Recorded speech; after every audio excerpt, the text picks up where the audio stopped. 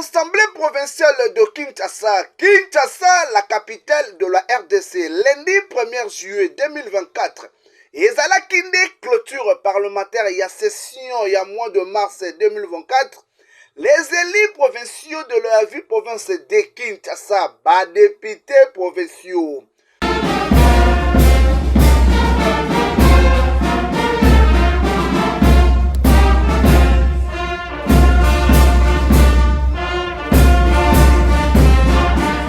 Son Excellence, honorable député élu ya commune Nyalemba awa na ville province ya Kinshasa, précisément na district ya Moamba, Maman Norbertine Matanda, député élu, présente et souriante dans l'hémicycle de l'APK à Assemblée provinciale de Kinshasa, accompagnée avec sa propre base Oyo Batika Lakasimate.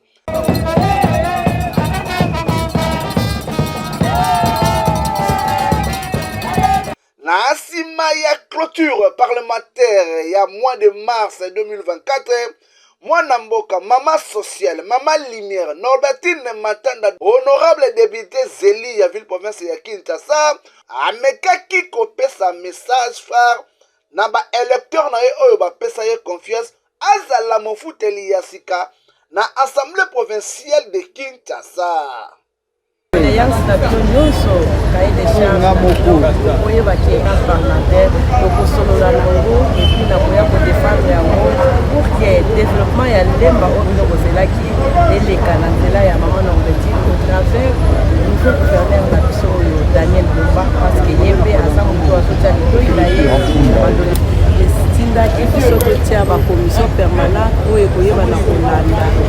na boki binyonso mayemazo leka na epai na bango ba électeur pour que biso toya kotraite yango na bakommission oyo tobengi commission permanente totiaki mpe bagroupe parlementaire en place epi comité de sage bakommission wana biso ekotinda biso toyeba na kotraite badossier oyo nyonso bapopulation oyo bazosenga epai na biso oke tosalela yango na kati ya bakommission na biso commission ya ecofin oyebi na konsilisa te me tokosala yango na oyo babengi session extraordinaire oke bazala makambo etali budget ya province na biso ya Kinshasa.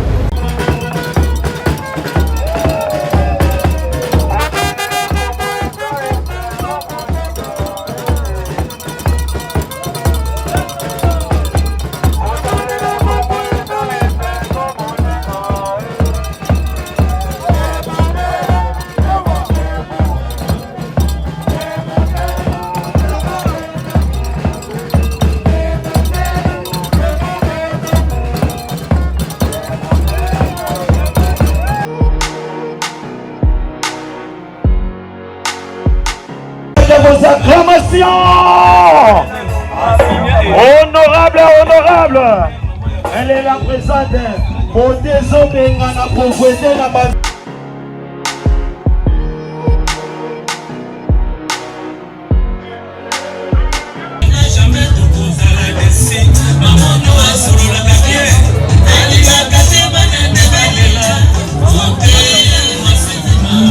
Merci.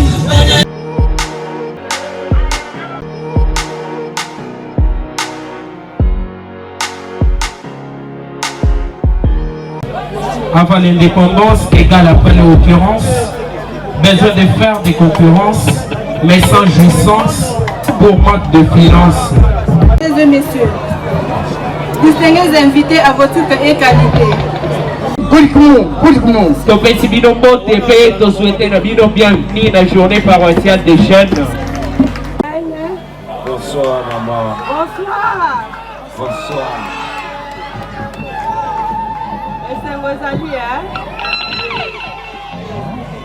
Nous voulons d'abord rendre grâce à notre Dieu qui a rendu possible notre arrivée d'ici. Merci au Tout-Puissant pour ces privilèges qu'il nous accorde ce soir. Et encore un grand merci à notre chef de l'État, le président Félix Antoine Tshisekedi, qui a crié à la femme et qui veut travailler avec la femme. Nous voulons encore remercier le gouverneur Daniel Bumba parce qu'il a crié aussi en nous et il nous a fait confiance.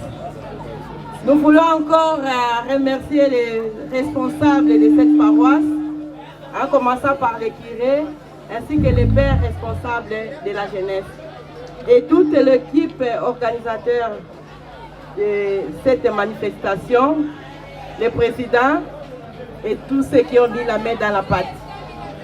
Merci et félicitations parce que nous avons vu l'activité, c'est une grande activité et c'est bien organisé. La jeunesse, c'est notre espoir. La jeunesse, c'est notre force. C'est la jeunesse qui doit remplacer les parents et les autorités. Mais si cette jeunesse-là n'est pas bien formée, si cette jeunesse-là n'est pas bien instruite, nous aurons un pays qui sera très mal dirigé parce que nous n'aurons pas de remplaçants. Donc aujourd'hui, nous voulons vous interpeller, vous la jeunesse. Boniti kate bilenge politique, biso ba politicien, ba manipuler bino. Vous avez encore beaucoup de talent.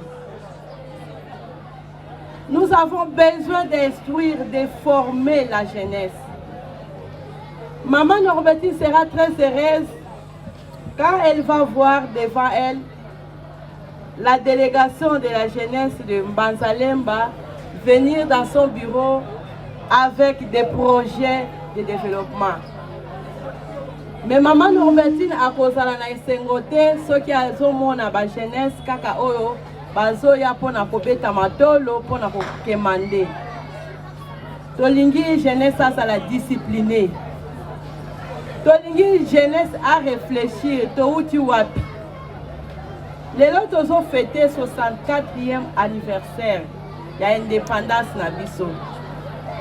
Et c'est une jeunesse à ça la moins réflexion, 64 ans après l'indépendance, jeunesse congolaise a gagné Nini, a produire Nini. Qu'est-ce que la jeunesse fait? Mais jeunesse congolaise, nous avons comme l'impression qu'on vous utilise à tort. Et vous vous laissez aussi. Moutoulela ya bengi on a opesa yo sang. Zwa licheto ke ndrosa la boule. Kondimate parce que ça n'a pas conséquence. Oza aîné à famille, mais ozo linga oza la aîné oyo tele makana ba coin. Non. Jeunesse oza wana olobi kenga lelo na moni esengé na sala informatique. Esengé na inventer eloko boye. Oza na capacité ya ko inventer ya ko sala. Mais ce qui les sungi ezali te wana ndoko beta fort que naza na besoin ko sala boye mais naza limité. Jeunesse, il faut se révolter, refuser la médiocrité. Il faut aspirer à l'excellence. Et Sengeli Nabino, vous êtes capable, vous êtes à mesure de produire. Et il y a comme appelle lobby excellence, il y a comme appelle lobby député, il y a comme appelle lobby Mokonzi. Mais comme Mokonzi, ceux qui osent former, ceux qui olingi kotanga. Et Sengeli Nabiso totanga. Libanga ezana tinate esuka kanango. To longwa na banzela o baso mema biso ya pamba pamba to zonga na nzela. To réfléchir. Et Sengeli to pesa batu ba matière à réflexion. Ngana ko sepela na memi jeunesse auprès ya gouverneur na biso ya sika papa Daniel Bumba. Que la jeunesse au balingi ba accompagner yo. Tala ba projet de développement basanango. Tala ba projet à société. Tala ba projet pour la paroisse. Une jeunesse qui réfléchit. Wana ndie to koluka place à jeunesse oyo asa ko réfléchir et sengé na bango to sala na bango nini. Mais ce qui est ça, quand jeunesse Yamatolo, jeunesse maman Zala, maman sociale, oui. Social, on est yaka, tant que tozo sala. Mais si on tozo sala, social peut évoluer. Donc nous devons réfléchir, qu'est-ce que nous pouvons faire ici chez nous en Banzalemba? Qu'est-ce que nous pouvons produire comme unité de production? Et Sengel Nabiso, jeune fille, Longwana Kosenga Senga. Koselate Nyoso va Pesakayo. Osa mesure pour ça la formation esthétique, couture, tu peux le faire. Et tu peux former aussi, créer ton entreprise. Toi-même, tu deviens PDG entreprise Nayo. Je pense que jeunesse Nabiso Sengeli, to Longwa va utiliser Biso.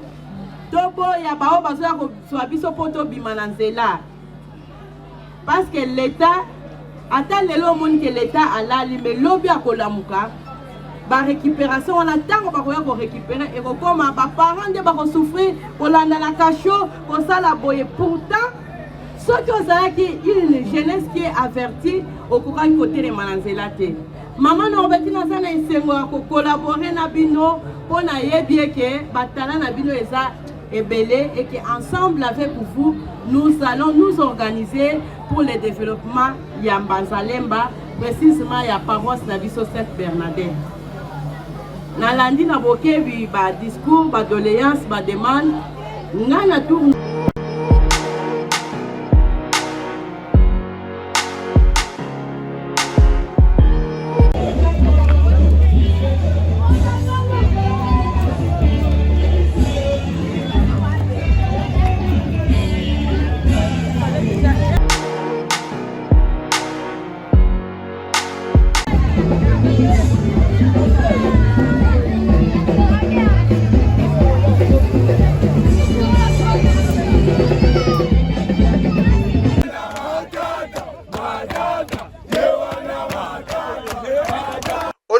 Norbertine Matanda Azali, député na bango ya ville ya Kinshasa. Bana lemba bapesa ye confiance azala mofuta liasika kuna na APK précisément Assemblée provinciale de Kinshasa. Mokolo ya vendredi 18 octobre 2024 asalaki mobange na tournée awa na commune ya Lemba.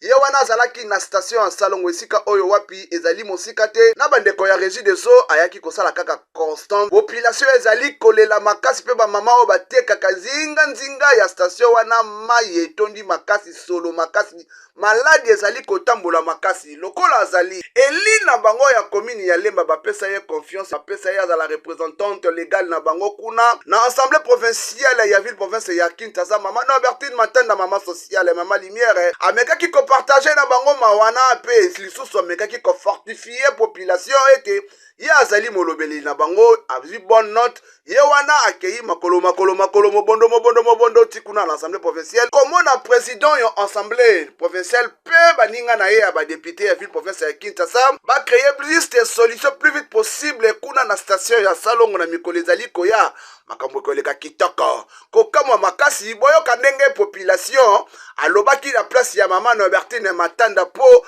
basepelaki na boyei na ye malamu na assistance o azalaki po ye azali nde mama sociale.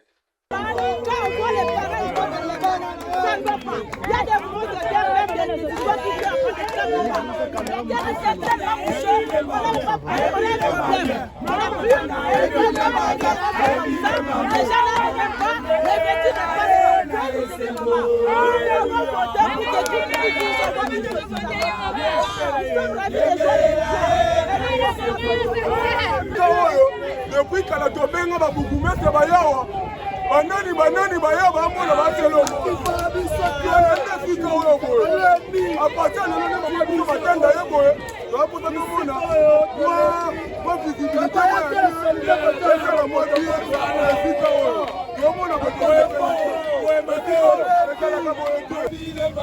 Mama Matanda ayebile babien Mama Matanda ayebile babien Mama Matanda ayebile babien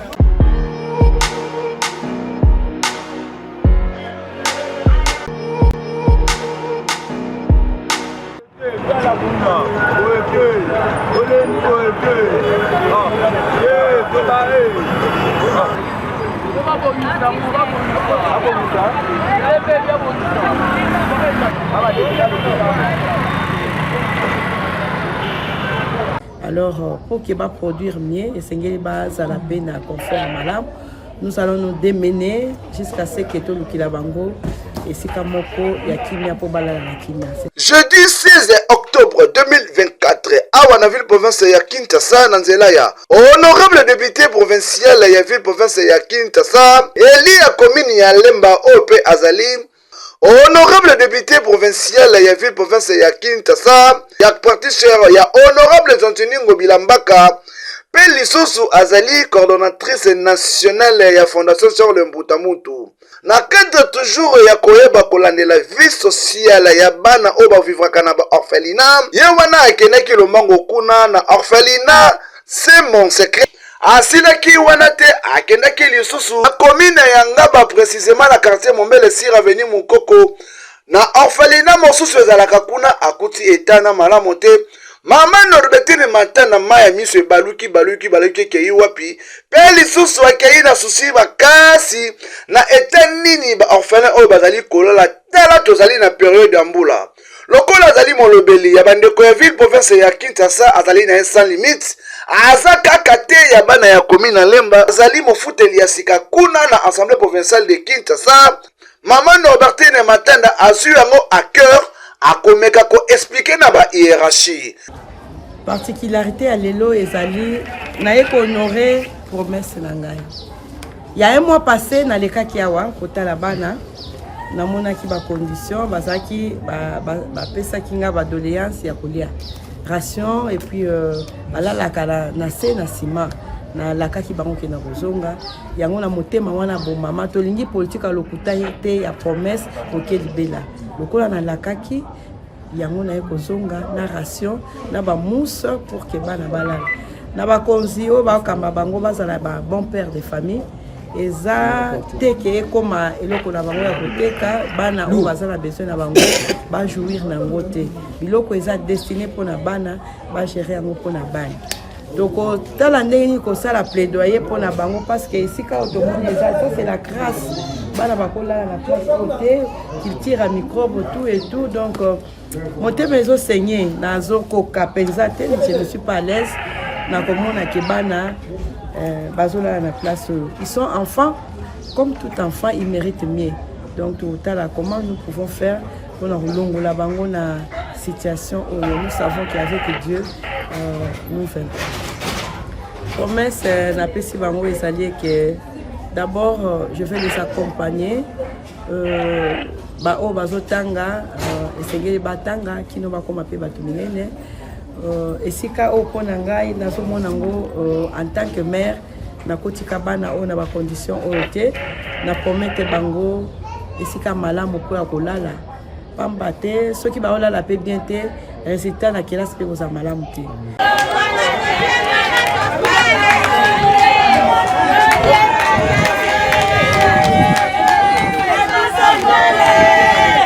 Je soutiens positivement les actions menées par les autorités de la Fondation Charles Mbutamutu.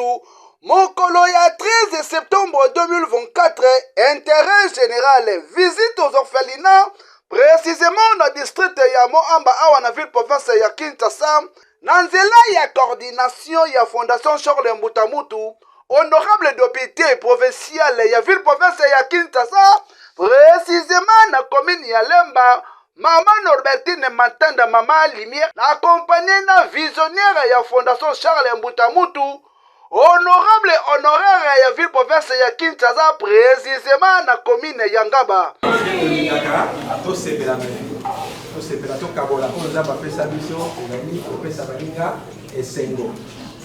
avons une période de rentrée scolaire. Nous avons comme appel au la mission. Comme abattre le la mission. Pour vous soumettre baninga. Comme un tout, c'est parce que absolument pas classe. Pour le temps là, pour la classe moyenne là, pour bien comme abattre, pour développer un bon mission. Particularité ya Fondation Charles Mbutamutu. Biso, tozala na fonction ou pas, tozalaka toujours pembeni ya peuple. Pour assistance yangonde ezali particularité na biso. les enfants orphelins, ba veuve, les enfants de la rue, bazali na posa ya affection na biso po tozali pe baboti. Bango wana bazalaki na commune ya Limete, Lemba, Ngaba, Kisesu, Matete. Nyonso wana toujours bayeba kosala visite aux orphelinats pe basala partage ya bakaye pe babik na assistance enveloppement consistant po bayeba kozonga kelasi kitoko. Na suka ya descente wana boyoka nanu mama honorable, mama lumière, mama sociale azali coordonnatrice nationale ya Fondation Charles Mbutamutu, député élu. Ye asenga kiti kopesela na compte ya Molière Télévision Canal Plus. Tepate omoni walinga mikolo ekomi na vitesse Android botika bango baza na balabala. Mais bino na nzela na bino nde nzamba kose glorifier. Nzamba kose glorifier te soki aoye oza mwana malamu mais na libanda kuna ozosala makambo mali. Ata papa ndako ayebi te mais papa aza na likolo azomona. Elikama oke osala kuna yo akokota na ndako tokostruire ndako ya tata. Mais souci na biso ezali ke bino bopambolama parce que lobi biso tokozala te bino bokoremplace biso. Na kati na bino tozala posa mama Norbertine abima, papa Charles abima, papa Fati abima, mama Judith Sumuno abima. Nde bongo tokokoma bampaka tokoyoka mwana kingali ekosala esengo.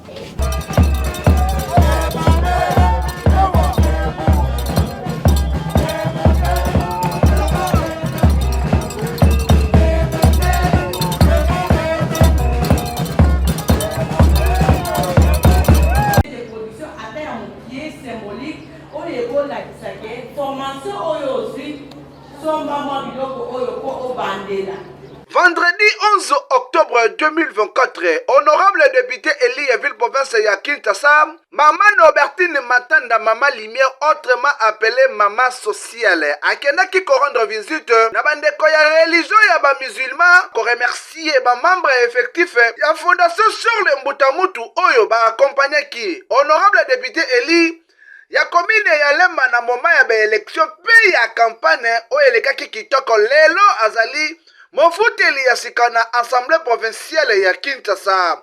Rendez-vous wana elekaki kitoko ba mama musulmane bayambaki mama sociale, mama lumière na cadre pe ya koyeba ko fortifier bango pe kopesa bango ba plus d'encouragement na ba mama ya ba formation o botiko leka na nzela ya Fondation ya Charles Mbutamutu. En qualité ya kozala député provincial ya ville province ya Kinshasa pe coordonnatrice nationale ya Fondation Charles Mbutamutu, boyoka na sima ya rencontre wana ya mokolo yale 11 octobre 2024 kuna na Chango ezalaki nde ya koyinda wapi Maman Norbertine Matanda ba mama musulmane bayambaki kitoko azangaki te kopesela na compte ya caméra ya Molière Télévision Canal Plus. Ma impression nanga eza bonne. Ezaki visite moko ya courtoisie ya remerciement. Ba mama oyo ba mama musulmane baza ba mama totamboli na bango banda campagne batiki ngai te. Alors en guise à remerciement nazongaki pona yebisa bango ke bavoi bapesaki ngai nzamba yokaki yango na bimaki et grâce na bango na bimi na eko rassurer bango ke tout au long ya mandat oyo tokozala toujours ensemble na bango lokola bango batikaki nga te nga pe na otika bango te tokodémarrer na baformation tokodémarrer na bango na bamakambo ebele ebele.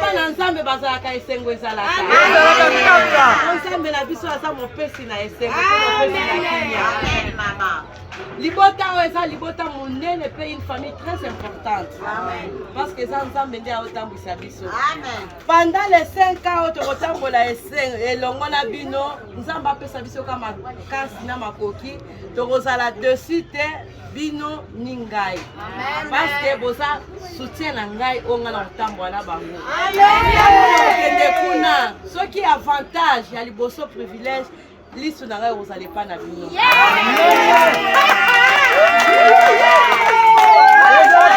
oyo ezali charge na ngai eza mokumba na ngai moko na kokoka te lisungi ya nzambe na kolonga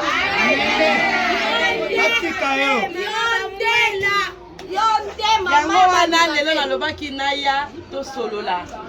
Je pense que cahier de charge eza monene oyo papa bayaki kotika ekozala peut-être échantillon parmi ba besoin au boza nango.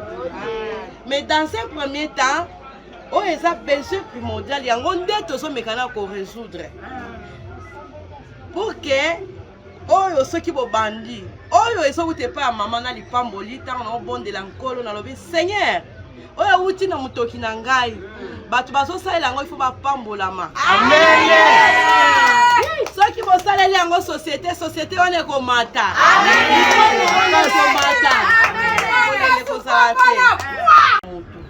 ça ne va pas se limiter là. Autant que nous avons pambola biso na kozonga lisusu pona ya ko appuyer. Et ko senga toujours ba appui financier ata ya belete ata ya mukie mais pona nde ba benga ngoneti ba entretien pona ko entretenir machine pona usala boye lisungi wana e kozanga te. Awa pona na ba bien faire na bana na ba jeune fille po ba kwa na school wana ndakula.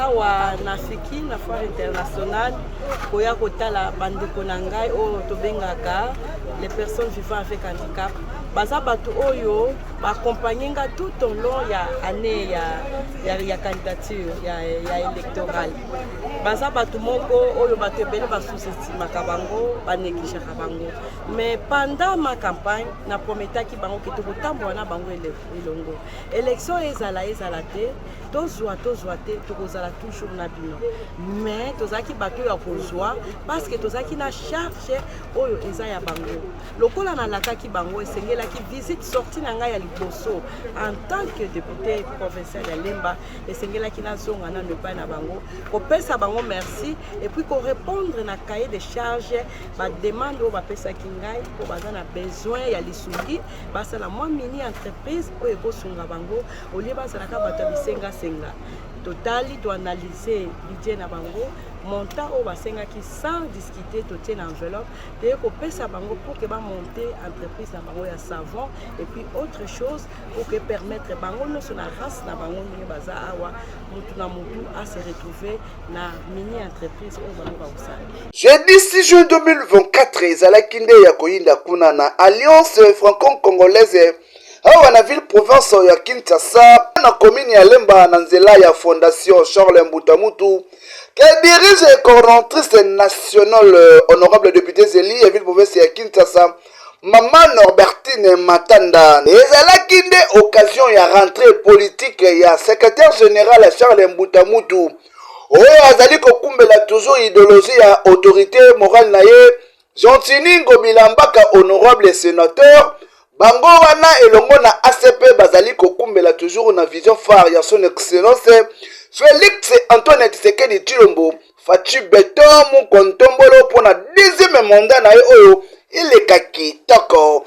Collation de formation professionnelle à coupe couture agroalimentaire et esthétique et ezalaki première édition et lancement déjà na nzela ya honorable Norbertine Matanda na secrétaire général Charles Mbutamutu na mois de mars 2024. Otala nanu entrée ya honorable député élu ya ville province ya Kinshasa précisément na commune ya Lemba. Maman Norbertine Matanda amekaki kopesa message moko pendant manifestation ya mokolo ya le 6 juin 2024 ezalaki nde kafu. Maman azali enseignante, maman azali molakisi. Norbertine Matanda mama social mama makanisi malamu apeselaki liboso ya ba lauréante ya mokolo wana pona koyeba komilengela lolenge boni bokozala na kati ya société. Tata la biso asali emonani. Siko biso pe lokolo tosala ba commune sengani bilembo emonana te. Papa asali bana basali. Oyo akondima ye te nzambe na lola akomona ye. Yango na vision wana tolobaki esengani tosokipe na ba jeune femme. Oyo ba jeune fille na ba veuve pe na ba jeune nyonso oyo bazala capacité à kotanga me makoki ezate. Toorganisaki formation basali yango na limemia na bolingo. To encourager ba prenante na ba formatrice parce que ils ont tenu na ba conditions un peu difficiles mais parce que ezalaki amour volonté bayekoli avec succès. Lelo soki tokomi kosali na ba produit oyo ba bactérone ba insecticide baleka ye baeloko ebele bango basali parce que mwasi esengeli akanga maboko te azela te sombelanga kabela ngai yango tolobaki to edike bango tolakisa bango misala na nsima misala wana bango mpe bakoma autonome. Après avoir koyeba kosala remise ya ba brevet na nzela ya honorable Norbertine Matanda pe lisusu na présence ya secrétaire général ya mwana mboka Charles Mbutamutu Lwanga boyoka nanu mwana mboka Charles Mbutamutu Lwanga na sima ya manifestation azangaki te kopesela na compte ya Molière Télévision Canal Plus. La rentrée politique, mais il y a qui d'abord pour ça merci dans ma cordon dans ma tour parce que là il y a la campagne. Maman va saler comme ça là, maman il y a beaucoup de gars. Après élection, maman il va saler merci. Va saler comme ça là, maman il va faire ça maman merci. Là il s'est pas pété non, on a une activité politique. Et 2028 se prépare, 2028 dans aussi 5 ans, c'est trop, c'est peu. Nous sommes en train de travailler. Nous devons soutenir les chefs de l'État pour réussir le mandat naïe. Et voilà, nous sommes venus sensibiliser activement pour la mission et face à la toujours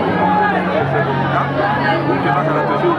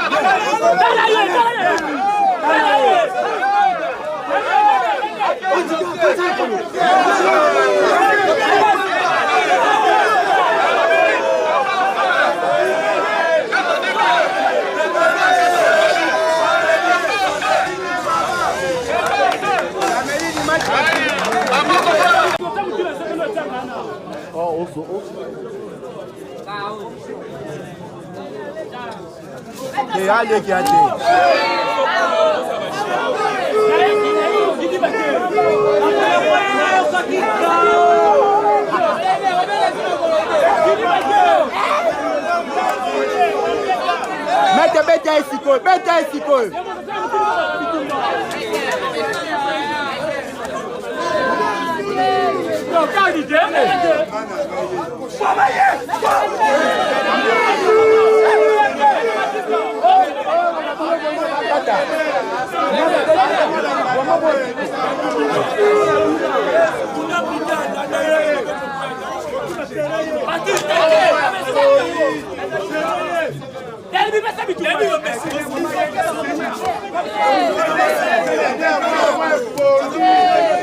Seigneur, enchaînez, maître, affiché, enchaînez.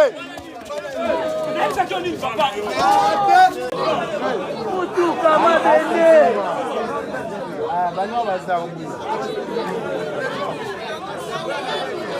sont pas sur place.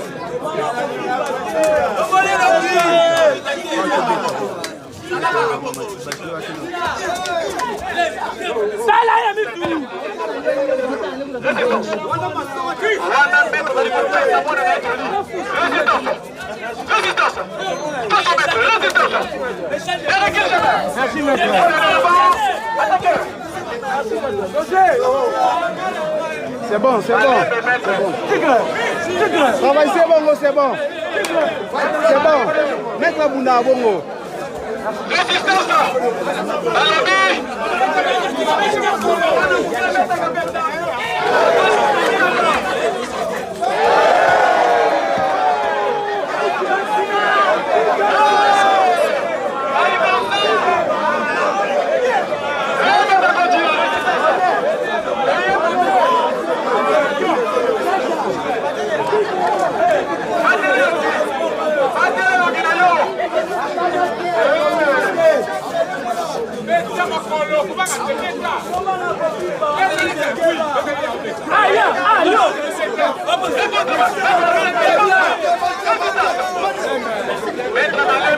Voilà.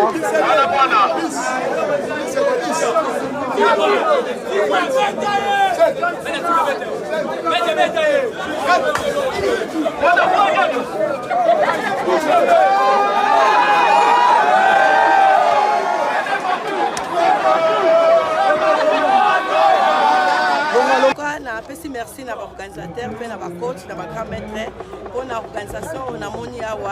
Je suis très flattée et très contente pour que Ngai Penakota Nakati pour l'éducation dans la jeunesse Nabiso et puis pour accomplir Oyo Mokosi Nabiso en Boka Fati Béton Azana a été accent mingi na jeunesse na éducation à jeunesse Nabiso donc sport au baso sala souci Nabiso c'est-à-dire que tout encadré en gros et comme à niveau national et comme à niveau international pour que l'athlète Nabiso congolais peut la reconnu peut baso bango peke au Congo baso encadré jeunesse et puis baso appliquer en groupe na sens pourquoi madame et ça na sens peke baso mettre fin na la délinquance ya bakuluna baso éduquer bango na discipline moko et ça vraiment très bien pour na évolution en jeunesse na biso particularité et ça pour encourager bango pour que nous avons apprécié au bango baso sala yango toyo ko la sa présence na biso pour na bango que bazana dans le bon et toujours encourager bango pour que ba continuer